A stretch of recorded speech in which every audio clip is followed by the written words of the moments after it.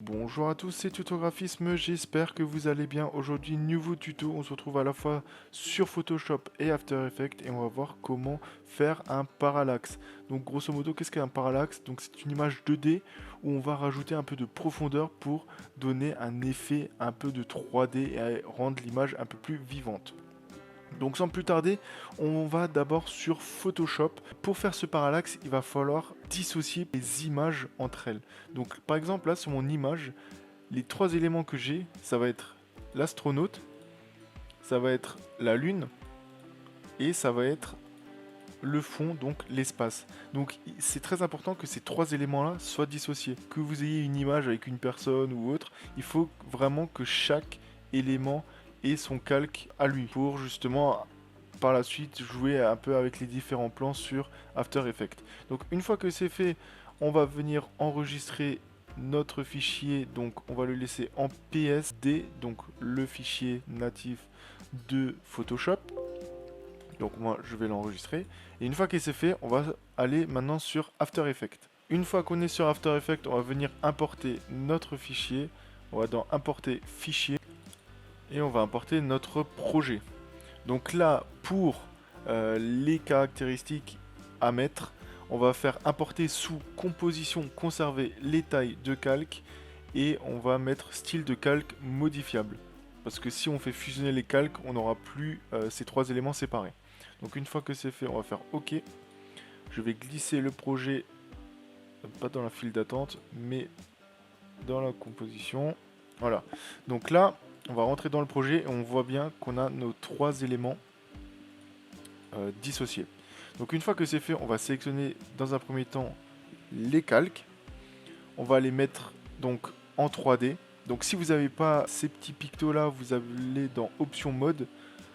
Donc normalement, si vous avez ça, vous cliquez sur Option Mode et vous allez avoir du coup les petits pictos.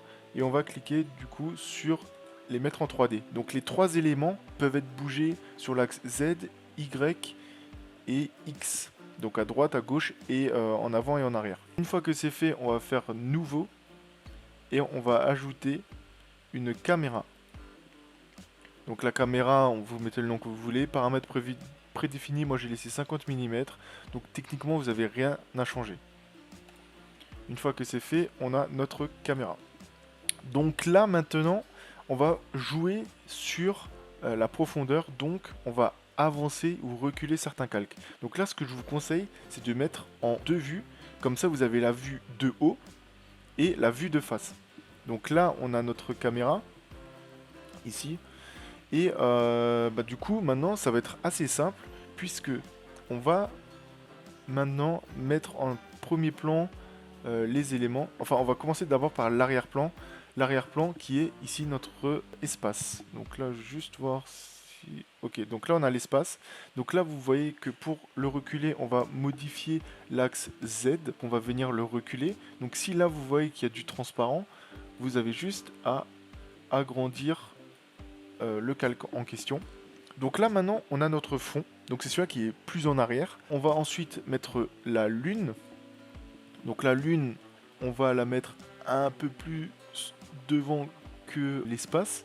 Donc vous voyez, si je zoome, vous voyez là le trait, il est légèrement devant par rapport au fond. Et notre astronaute, lui, on va le mettre devant la lune. Donc on va le mettre devant la lune. Si on récapitule bien, on a notre fond, donc l'espace, lui, il se trouve naturellement tout derrière. Ensuite, devant, on aura la Lune. Et ensuite, devant la Lune, on aura l'astronaute.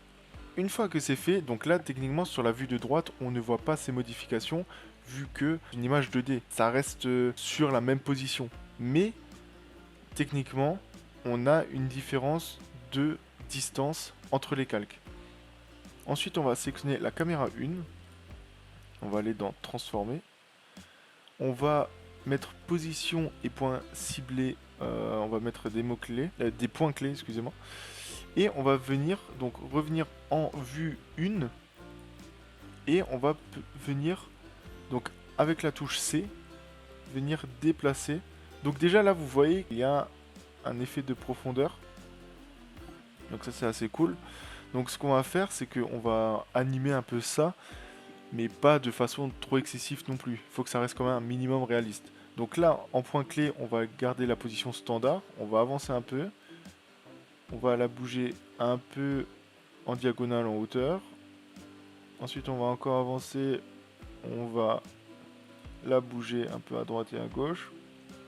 En fait, vous faites un mouvement comme si maintenant vous avez une carte en main et elle est brillante et vous la tournez un peu dans tous les sens pour voir le côté brillant de la carte. Donc là, on va la mettre, faire attention à ce qu'il n'y ait pas de transparence. Moi, je vais juste venir lisser les points clés.